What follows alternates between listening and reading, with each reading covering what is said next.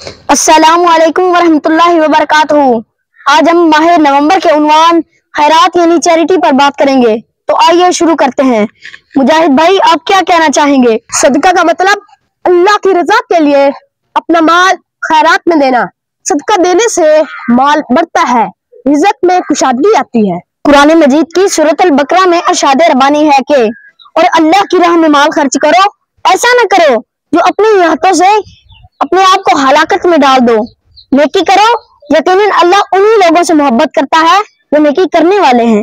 صدقہ کرنے سے مصیبتیں دور ہو جاتی ہیں اور مرنے کے بعد بھی اجر ملتا رہتا ہے۔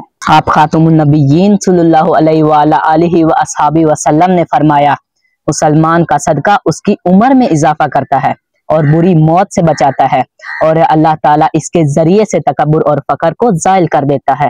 صدقہ دل کی سختی کو دور کرتا ہے اور ہر قسم کی بیماریوں کا شافی علاج بھی ہے۔ صحیح بخاری کی حدیث شریف ہے، جہنم کی آگ سے بچو، خواہ کھجور کے ایک ٹکڑے ہی کو صدقہ خیرات کر کے بچ سکو۔ When you get tired of poverty, trade with Allah through charity.